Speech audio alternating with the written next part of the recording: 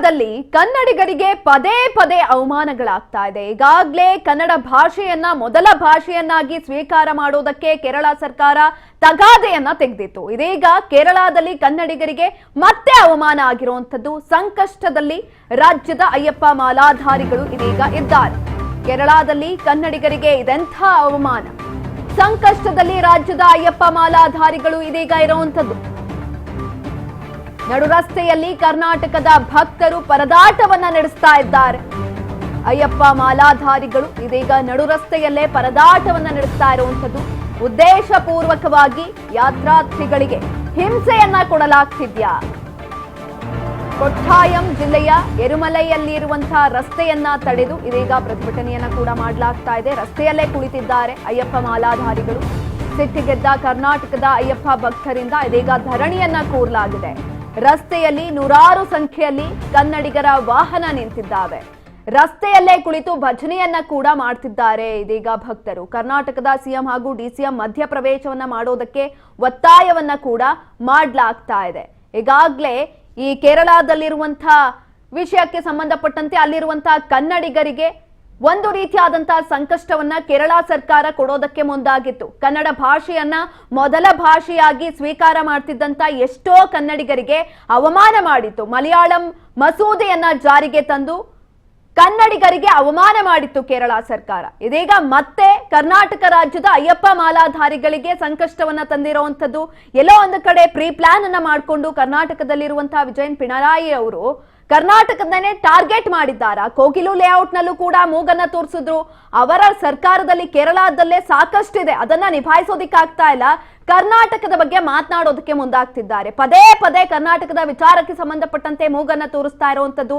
ಬೇರೆ ರಾಜ್ಯದ ವಾಹನಗಳಿಗೆ ನೀವು ಬಿಡ್ತಾ ಇದ್ದೀರಾ ಒಳಗಡಿಕೆ, ಕರ್ನಾಟಕದ ವಾಹನಗಳಿಗೆ ತಡೆ ಹೊಡೆದಿದ್ದೀರಾ ಅಂದ್ರೆ ನಿಮ್ಗೇನ್ ಮಾಡ್ಬೇಕಾಗಾದ್ರೆ? ಆದಷ್ಟು ಬೇಗ ಸಿಎಂ ಆಗಿರ್ಬೋದು, ಡಿಸಿಎಂ ಆಗಿರ್ಬೋದು ಸ್ಥಳಕ್ಕೆ ಹೋಗ್ಬೇಕು, ಏನಾಗಿದೆ ಅನ್ನೋದನ್ನ ನೋಡ್ಬೇಕು ಅಂತ ಇದೀಗಾಗ್ಲೇ ಭಕ್ತರು ಕೂಡ ಒತ್ತಾಯವನ್ನ ಮಾಡ್ತಿದ್ದಾರೆ, ಧರಣಿಯನ್ನ ಕೂತಿದ್ದಾರೆ. ನಡು ರಸ್ತೆಯಲ್ಲೇ ಕರ್ನಾಟಕದ ಭಕ್ತರು ಪರದಾಟವನ್ನ ನಡೆಸ್ತಾ ಇದ್ದಾರೆ. ಸಾಲಾಗಿ ನಿಂತಿದ್ದಾವೆ ಕರ್ನಾಟಕದ ವಾಹನಗಳು, ಒಳಗಡೆ ಬಿಡ್ತಾ ಇಲ್ಲ, ತಡೆದಿದ್ದಾರೆ ಕರ್ನಾಟಕದ ವಾಹನಗಳನ್ನ. ಉದ್ದೇಶ ಪೂರ್ವಕವಾಗಿ ಯಾತ್ರಾರ್ಥಿಗಳಿಗೆ ಹಿಂಸೆಯನ್ನ ಕೊಡ್ತಿದ್ದಾರೆ. ಹಾಗಾದ್ರೆ ಕರ್ನಾಟಕದ ಯಾತ್ರಾರ್ಥಿಗಳಿಗೆ ಕೇರಳ ಸರ್ಕಾರ ಇದೀಗ ಹಿಂಸೆಯನ್ನ ಕೊಡೋದಕ್ಕೆ ಮುಂದಾಗಿದ್ಯಾ? ಕೊಟ್ಟಾಯಂ ಜಿಲ್ಲೆಯ ಎರುಮಲೈಯಲ್ಲಿ ರಸ್ತೆಯನ್ನ ತಡೆದು ಒಳಗಡೆ ಬಿಡ್ತಾ ಇಲ್ಲ ಭಕ್ತಾದಿಗಳನ್ನ. ಸಿಟ್ಟಿಗೆದ್ದಿದ್ದಾರೆ. ಇದಕ್ಕೆ ಕರ್ನಾಟಕದ ಅಯ್ಯಪ್ಪ ಭಕ್ತರು ಧರಣಿಯನ್ನ ಕೂತಿದ್ದಾರೆ. ಒಳಗಡೆ ಯಾಕೆ ಬಿಡ್ತಾ ಇಲ್ಲ, ಬಿಡಿ ಅಂತ ಕೂಡ ಕೇಳ್ತಿದ್ದಾರೆ. ಪದೇ ಪದೇ ಕೇರಳದ ಕನ್ನಡಿಗರಿಗೆ ಅವಮಾನವನ್ನ ಮಾಡ್ತಾ ಇದೆ ಕೇರಳ ಸರ್ಕಾರ. ಮೂಗನ್ನ ತೋರಿಸ್ತಾ ಇದೆ. ಎಲ್ಲಾ ವಿಚಾರಕ್ಕೂ ಕೂಡ ಕರ್ನಾಟಕವನ್ನ ಎಳ್ಕೊಂಡು ಬರ್ತಾ ಇದೆ. ಕರ್ನಾಟಕದ ಬಗ್ಗೆ ಮಾತನಾಡ್ತಾ ಇದೆ. ಅವಶ್ಯಕತೆ ಇರ್ಲಿಲ್ಲ, ಆದ್ರೂ ಕೂಡ ಮೂಗನ್ನ ತೋರಿಸ್ಕೊಂಡು ಪದೇ ಪದೇ ಬರ್ತಾ ಇರುವಂತದ್ದು. ರಸ್ತೆಯಲ್ಲಿ ನೂರಾರು ಸಂಖ್ಯೆಯಲ್ಲಿ ಕನ್ನಡಿಗರ ವಾಹನ ನಿಂತಿದ್ದಾವೆ. ನೀವು ನೋಡ್ತಾ ಇರ್ಬೋದು ದೃಶ್ಯದಲ್ಲಿ. ನೂರಾರು ಸಂಖ್ಯೆಯಲ್ಲಿ ವಾಹನಗಳು ನಿಂತಿದ್ರು ಕೂಡ ತಡೆದಿದ್ದಾರೆ. ಬೇರೆ ರಾಜ್ಯದ ವಾಹನಗಳನ್ನ ಒಳಗಡೆ ಬಿಡ್ತಿದ್ದಾರೆ, ಹೋಗ್ಬೋದು ಅವರೆಲ್ಲರೂ ಕೂಡ. ಕರ್ನಾಟಕದವ್ರು ಮಾತ್ರ ಹೋಗೋ ಹಂಗಿಲ್ಲ. ಯಾಕೆ ಹೋಗೋ ಹಾಗಿಲ್ಲ? ಹಾಗಾದ್ರೆ ಟಾರ್ಗೆಟ್ ಅನ್ನ ಮಾಡ್ತಿದ್ದಾರ ಕರ್ನಾಟಕದವ್ರನ್ನ? ಅವಮಾನ ಮಾಡಬೇಕು ಅಂತಲೇ ಈ ರೀತಿಯಾಗಿ ಮಾಡ್ತಾ ಇರುವಂತದ್ದ. ರಸ್ತೆಯಲ್ಲೇ ಕುಳಿತು ಭಜನೆಯನ್ನ ಮಾಡ್ತಿದ್ದಾರೆ. ಕರ್ನಾಟಕದ ಸಿಎಂ ಸಿದ್ದರಾಮಯ್ಯ ಆಗಿರ್ಬೋದು, ಡಿಸಿಎಂ ಡಿಕೆ ಶಿವಕುಮಾರ್ ಆಗಿರ್ಬೋದು ಮಧ್ಯಪ್ರವೇಶವನ್ನ ಮಾಡಬೇಕು ಅಂತ ಒತ್ತಾಯವನ್ನ ಮಾಡ್ತಿದ್ದಾರೆ. ಈಗಾಗಲೇ ಒಂದು ಮಸೂದೆಯನ್ನ ಜಾರಿಗೆ ತಂದಂತಹ ಸಂದರ್ಭದಲ್ಲೂ ಕೂಡ ಸಿಎಂ ಸಿದ್ದರಾಮಯ್ಯನವರು ಮೊದಲಿಗೆ ಟ್ವೀಟ್ ಮಾಡ್ತಾರೆ. ಅದಾದ ನಂತರ ಪಿಣರಾಯಿ ಅವ್ರಿಗೆ ಪತ್ರವನ್ನ ಕೂಡ ಬರೀತಾರೆ. ಆದ್ರೂ ಕೂಡ ಯಾವುದೇ ರೀತಿಯಾದಂತಹ ಪ್ರೋಗ್ರೆಸ್ ಆಗಲ್ಲ. ಇದೀಗ ಮತ್ತೆ ತಗಾದೆಯನ್ನ ತೆಗೆದಿರುವಂತದ್ದು ಕೇರಳ ಸರ್ಕಾರ. ಹಾಗಾಗಿ ಆದಷ್ಟು ಬೇಗ ಸಿಎಂ ಹಾಗೂ ಡಿಸಿಎಂ ಇಬ್ರು ಕೂಡ ಮಧ್ಯಪ್ರವೇಶವನ್ನ ಮಾಡಬೇಕು. ಯಾಕೆ ಈ ರೀತಿ ಮಾಡ್ತಿದ್ದಾರೆ? ಕರ್ನಾಟಕವನ್ನೇ ಟಾರ್ಗೆಟ್ ಮಾಡಿರೋದು ಯಾಕೆ? ಅವಶ್ಯಕತೆ ಇತ್ತಾ ವಿಜಯ್ ಅವ್ರಿಗೆ, ಪಿಣರಾಯಿ ವಿಜಯನ್ ಅವ್ರಿಗೆ ಅವಶ್ಯಕತೆ ಇತ್ತಾ ಇದೆಲ್ಲವೂ ಕೂಡ? ಸುಮ್ಮನೆ ಮೈ ಮೇಲೆ ಹೇಳ್ಕೊಳ್ತಿದ್ದಾರೆ ಅಂತ ಅನಿಸ್ತಾ ಇದೆ. ಕನ್ನಡಿಗರನ್ನ ಟಾರ್ಗೆಟ್ ಮಾಡಿ ಉಳಿದಿರೋ ಹಿಸ್ಟ್ರಿನಲ್ಲೇ ಇಲ್ಲ. ಸುಮ್ಮನೆ ಕನ್ನಡಿಗರನ್ನ ಟಾರ್ಗೆಟ್ ಮಾಡಿ ನಿಮ್ಮ ಸ್ಥಾನವನ್ನ ನೀವೇ ಕೆಳಗಡೆ ಇಳಿಸ್ಕೊಳ್ತಾ ಇದ್ದೀರಾ. ಎಷ್ಟೋ ವರ್ಷದಿಂದ ಅಲ್ಲಿ ಕನ್ನಡವನ್ನ ಕಲಿತಾ ಇದ್ರು, ಆದ್ರೂ ಕೂಡ ಅವರನ್ನ ಟಾರ್ಗೆಟ್ ಮಾಡಿದ್ರಿ. ಕಾಸರಗೋಡಿನಲ್ಲಿದ್ದಂತಹ ಅಷ್ಟೋ ಕನ್ನಡಿಗರನ್ನ ನೀವು ಅವಮಾನ ಮಾಡಿದ್ರಿ. ಈಗ ಮತ್ತೆ ಕರ್ನಾಟಕದ ಮಾಲಾಧಾರಿಗಳನ್ನ ನೀವು ಅವಮಾನ ಮಾಡ್ತಿದ್ದೀರಾ. ತಕ್ಕ ಶಾಸ್ತಿ ಅಂತೂ ಇದಕ್ಕೆ ಆಗೇ ಆಗತ್ತೆ. ಹಾಗಾಗಿ ಭಕ್ತರು ಕೂಡ ರಸ್ತೆಯಲ್ಲಿ ಕುತ್ಕೊಂಡು ಧರಣಿಯನ್ನ ಮಾಡ್ತಾ ಇರುವಂತದ್ದು. CM Siddaramaiah, DCM DK Shivakumar ಇಬ್ರು ಕೂಡ ಮಧ್ಯಪ್ರವೇಶವನ್ನ ಮಾಡಬೇಕು. ಇದ್ರ ಬಗ್ಗೆ ಮಾತನಾಡಬೇಕು. ಯಾಕೆ ಈ ರೀತಿಯಾದಂತಹ ಟಾರ್ಗೆಟ್ ಮಾಡ್ತಾ ಇರುವಂತದ್ದು? ಕರ್ನಾಟಕದ ಭಕ್ತಾದಿಗಳನ್ನೇ ಟಾರ್ಗೆಟ್ ಮಾಡ್ತಿದ್ದಾರೆ. ಬೇರೆ ವಾಹನಗಳನ್ನ ನೀವು ಒಳಗಡೆ ಬಿಡ್ತಿದ್ದೀರಾ, ನಮ್ಮನ್ನ ಬಿಡ್ತಾ ಇಲ್ಲ ಅಂತ ಧರಣಿಯನ್ನ ಕೂತಿದ್ದಾರೆ ಇದೀಗ ಭಕ್ತರು.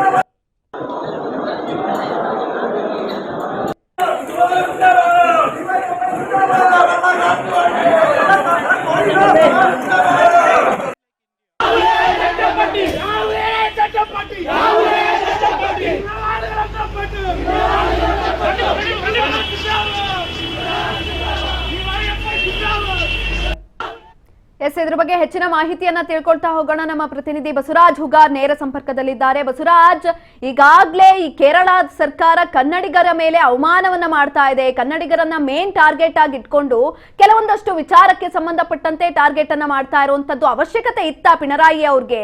ಯಾಕೆ ಈ ರೀತಿಯಾಗಿ ಮಾಡ್ತಿದ್ದಾರೆ? ಇದೀಗ ಅಯ್ಯಪ್ಪ ಮಾಲಾಧಾರಿಗಳನ್ನ ಒಳಗಡೆ ಬಿಡ್ತಾ ಇಲ್ಲ, ಯಾಕೆ ಈ ರೀತಿಯಾಗಿ ಮಾಡ್ತಾ ಇರುವಂತದ್ದು? ಹೆಚ್ಚಿನ ಮಾಹಿತಿಯನ್ನ ಕೊಡೋದಾದ್ರೆ. ಸುಕನ್ಯಾ, ಕೇರಳ ಸರ್ಕಾರ ಒಂದಲ್ಲ ಒಂದು ತಗಾದೆನ ತೆಗಿತಾನೆ ಇರುತ್ತೆ. ಈ ಹಿಂದೆಯೂ ಕೂಡ ಕೆಲವೊಂದಿಷ್ಟು ವಿಚಾರಗಳ ಸಂಬಂಧಪಟ್ಟಂತೆ ನಮ್ಮ ರಾಜ್ಯದ ಒಂದು ವಿಚಾರಗಳಿಗೆ ಕೂಡ ಆ ರಾಜ್ಯದ CM ಆಗಿರ್ತಕ್ಕಂಥ ಪಿಣರಾಯಿ ವಿಜಯನ್ ಅವರು ಕೂಡ ಮೂಗು ತೂರಿಸಿರ್ತಕ್ಕಂಥದ್ದು ಕೂಡ ನಾವು ನೋಡಿದ್ದೇವೆ. ಇತ್ತೀಚೆಗೆ ಕೋಗಿಲು ಲೇಔಟ್ ಪ್ರಕರಣಕ್ಕೆ ಸಂಬಂಧಪಟ್ಟಂತೆ ಕೂಡ ಅವರೇ ಸ್ವತಃ ಟ್ವೀಟ್ ಅನ್ನು ಮಾಡ್ತಾರೆ. ಈ ಒಂದು ಸಂದರ್ಭದಲ್ಲಿ ಅದಕ್ಕೆ ನಮ್ಮ ರಾಜ್ಯದ CM ಆಗಿರ್ಬೋದು, ಸಚಿವರಾಗಿರ್ಬೋದು, ಅವರು ಕೂಡ ಒಂದು ತಿರುಗೇಟನ್ನು ಕೊಡುವಂಥ ಪ್ರಯತ್ನ ಮಾಡ್ತಾರೆ. ಅದು ಒಂದು ಭಾಗ ಆದರೆ ಇದೀಗ ಕೇರಳದಲ್ಲಿ ಯಾಕಂತಂದರೆ ಶಬರಿಮಲೆ ಅಂತಂದರೆ ಇಡೀ ದೇಶಾದ್ಯಂತವೂ ಕೂಡ ಅಲ್ಲಿ ಭಕ್ತರು ಕೂಡ ಒಂದು ಶಬರಿಮಲೆಗೆ ಹೋಗ್ತಾರೆ. ಅದೇ ರೀತಿಯಲ್ಲಿ ನಮ್ಮ ಕರ್ನಾಟಕ ರಾಜ್ಯದಲ್ಲೂ ಕೂಡ ಸಾಕಷ್ಟು ಒಂದು ಅಯ್ಯಪ್ಪ ಒಂದು ಭಕ್ತಾದಿಗಳು ಸಾಕಷ್ಟು ಸಾವಿರಾರು ಲಕ್ಷಾಂತರ ಸಂಖ್ಯೆಯಲ್ಲೂ ಕೂಡ ಇದ್ದಾರೆ. ಅವರು ಪ್ರತಿ ವರ್ಷವೂ ಕೂಡ ಶಬರಿಮಲೆಗೆ ಹೋಗ್ತಾರೆ, ಅಯ್ಯಪ್ಪನ ದರ್ಶನವನ್ನು ಮಾಡ್ಕೊಂಡು ಬರ್ತಾರೆ. ಅದೇ ರೀತಿಯಾಗಿ ಈ ಬಾರಿಯೂ ಕೂಡ ಅಯ್ಯಪ್ಪ ಒಂದು ಮಾಲಾಧಾರಿಗಳು ಕೂಡ ಹೋಗಿರ್ತಕ್ಕಂಥ ಸಂದರ್ಭದಲ್ಲಿ ಅಲ್ಲಿರ್ತಕ್ಕಂಥ ಪೊಲೀಸ್ ಇಲಾಖೆ, ಕೇರಳದ ಪೊಲೀಸ್ ಇಲಾಖೆ ಎಲ್ಲ ಒಂದು ಕಡೆ ನಮ್ಮ ಒಂದು ಕರ್ನಾಟಕದ ರಾಜ್ಯದ ನಂಬರಿನ ಸಂಖ್ಯೆಯನ್ನು ವೆಹಿಕಲ್ಗಳು ಬರ್ತವೆ, ಅವುಗಳೆಲ್ಲವೂ ಕೂಡ ನಿರ್ಬಂಧವನ್ನು ಹೇರಿದ್ದಾರೆ ಅನ್ನುವಂಥದ್ದು ಕೂಡ ಈಗ ಮಾಹಿತಿ ಲಭ್ಯವಾಗ್ತಾ ಇದೆ. ಈ ಒಂದು ನಿಟ್ಟಿನಲ್ಲಿ ಈಗಾಗಲೇ ರಾಜ್ಯದ ಶಿವಮೊಗ್ಗ ಆಗಿರ್ಬೋದು, ಗಂಗಾವತಿ ಆಗಿರ್ಬೋದು, ಬಳ್ಳಾರಿ ಆಗಿರ್ಬೋದು, ವಿವಿಧ ಒಂದು ಜಿಲ್ಲೆ ತಾಲೂಕುಗಳಿಂದಲೂ ಕೂಡ ಅಯ್ಯಪ್ಪ ಸ್ವಾಮಿಯ ಒಂದು ಮಾಲಾಧಾರಿಗಳು ಕೂಡ ಅಲ್ಲಿ ಹೋಗಿರ್ತಕ್ಕಂಥದ್ದು. ಆ ಹೋದಂಥ ಸಂದರ್ಭದಲ್ಲಿ ಆ ಒಂದು ವಾಹನಗಳಿಗೂ ಕೂಡ ಈಗ ನಿರ್ಬಂಧವನ್ನ ಹೇರಿದ್ದಾರೆ ಅಂತಂದ್ರೆ ಅಲ್ಲಿ ಮುಂದಕ್ಕೆ ಬಿಡ್ತಾ ಇಲ್ವಂತೆ. ಹಾಗಾಗಿ ಅಲ್ಲೇ ಅಯ್ಯಪ್ಪ ಸ್ವಾಮಿಯ ಮಾಲಾಧಾರಿಗಳು ಪ್ರತಿಭಟನೆ ಮಾಡ್ತಾ ಇದ್ದಾರೆ. ಅಲ್ಲೇ ಕೂಡ ತಮ್ಮ ಭಜನೆಯ ಮುಖಾಂತರ ಆಕ್ರೋಶವನ್ನು ಹೊರ ಹಾಕ್ತಾ ಇದ್ದಾರೆ. ಹಾಗಾಗಿ ಅಲ್ಲಿ ಒಂದ್ ಕಡೆ ಇಲ್ಲಿ ಕರ್ನಾಟಕದಲ್ಲಿ ಆದಂತ ಸಂದರ್ಭದಲ್ಲಿ ಪಿಣರಾಯಿ ವಿಜಯನ್ ಅವರು ಟ್ವೀಟ್ ಮಾಡ್ತಾರೆ, ಈಗ ನಮ್ಮ ಕನ್ನಡಿಗರಿಗೆ ಅಯ್ಯಪ್ಪ ಸ್ವಾಮಿ ಒಂದು ಮಾಲಾಧಾರಿಗಳಿಗೂ ಕೂಡ ಅಲ್ಲಿಯ ಪೊಲೀಸ್ ಇಲಾಖೆಯಲ್ಲಿ ನಿರ್ಬಂಧ ಹೇರ್ತಕ್ಕಂಥ ಸಂದರ್ಭದಲ್ಲಿ ನಮ್ಮ ರಾಜ್ಯದ CM ಮತ್ತೆ DCM ಅವರು ಕೂಡ ಆ ಒಂದು ರಾಜ್ಯದ ಕ್ರಮ ಏನಿದೆ ಅದನ್ನ ಖಂಡಿಸಬೇಕು, ಅದರ ವಿರುದ್ಧವಾಗಿ ಮಾತನಾಡಬೇಕು ಅನ್ನುವಂಥದ್ದು ಕೂಡ ಈಗಾಗಲೇ ಆ ಅಯ್ಯಪ್ಪ ಸ್ವಾಮಿಯ ಮಾಲಾಧಾರಿಗಳ ಭಕ್ತರು ಕೂಡ ಸಾಕಷ್ಟು ಆಗ್ರಹವನ್ನ ಮಾಡ್ತಾ ಇದ್ದಾರೆ.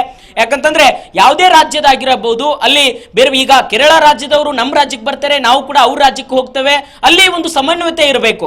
ಆದ್ರೆ ಇದೀಗ ನಮ್ಮ ರಾಜ್ಯದ ಅದು ಬೇರೆ ರಾಜ್ಯದ ಸಂಖ್ಯೆ ಬೇರೆ ರಾಜ್ಯದ ಒಂದು ವೆಹಿಕಲ್ಗಳಿಗೆ ಅನುಮತಿ ಕೊಡ್ತಾ ಇದ್ದಾರಂತೆ.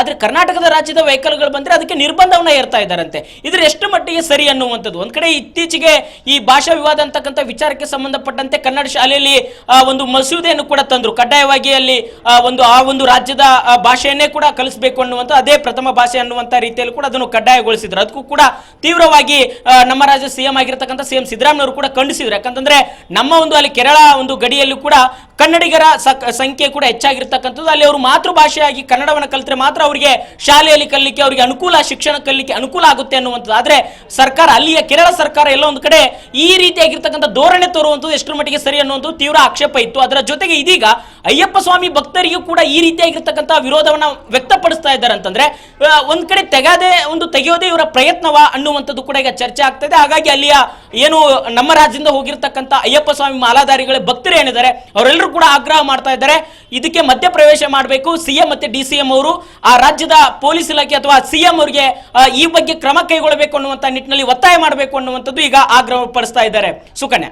ಎಸ್ ಬಸವರಾಜ್, ಒಂದ್ ಕಡೆನಲ್ಲಿ ಈ ಪಿಣರಾಯಿ ಅವ್ರಿಗೆ ಮಾಡೋದಕ್ಕೆ ಅಂದ್ರೆ ಕೇರಳದಲ್ಲೇ ಸಾಕಷ್ಟು ಸಮಸ್ಯೆಗಳಿದೆ, ಆ ಸಮಸ್ಯೆಗಳನ್ನ ಬಗೆಹರಿಸೋದನ್ನ ಬಿಟ್ಟು ರಾಜ್ಯದಲ್ಲಿ ಆಗ್ತಾ ಇರುವಂತಹ ಸಮಸ್ಯೆಗಳಾಗಿರ್ಬೋದು ಅಥವಾ ನಮ್ಮಲ್ಲಿರುವಂತಹ ಕನ್ನಡದವರಾಗಿರ್ಬೋದು, ಕಾಸರಗೋಡಿನಲ್ಲಿರುವಂತಹ ಕನ್ನಡದವರು ಆಗಿರ್ಬೋದು, ಯಾಕೆ ಇವ್ರ ಮೇಲೆ ಟಾರ್ಗೆಟ್ ಮಾಡ್ತಿದ್ದಾರೆ ಅಂತ ಈ ಹಿನ್ನೆಲೆ ಏನಾದ್ರೂ ಇದೆಯಾ? ಒಂದ್ ಕಡೆ ಸುಕನ್ಯಾ, ಪಿಣರಾಯಿ ವಿಜಯನ್ ಅವರು ಒಂದ್ ಕಡೆ ಈ ಒಂದು ಕೋಗಿಲೆ ಲೇಔಟ್ ಪ್ರಕರಣದಲ್ಲಿ ಆಗಿರ್ಬಹುದು, ಮತ್ತೆ ಈ ಒಂದು ಭಾಷಾ ಕಾಯ್ದೆಯನ್ನ ತರುವಂತದ್ದಾಗಿರ್ಬಹುದು, ಈ ರೀತಿಯಾಗಿರ್ತಕ್ಕಂಥ ಕೆಲವೊಂದಿಷ್ಟು ವಿಚಾರಗಳ ಗೊಂದಲವನ್ನು ಸೃಷ್ಟಿ ಕೂಡ ಮಾಡ್ತಾ ಇದ್ದಾರೆ. ಒಂದಿಷ್ಟು ರಾಜ್ಯಗಳ ನಡುವೆ ಒಂದಿಷ್ಟು ವಾಗ್ವಾದ ಶುರುವಾಗುವಂತಹ ರೀತಿಯಲ್ಲಿ ಕೂಡ ನಡೆದುಕೊಳ್ತಾ ಇದ್ದಾರೆ. ಇದೆಲ್ಲವೂ ಕೂಡ ರಾಜಕೀಯವಾಗಿ ಒಂದ್ ಕಡೆ ಇವರು ಈಗ ಚುನಾವಣೆ ಕೂಡ ಬರ್ತಾ ಇದೆ.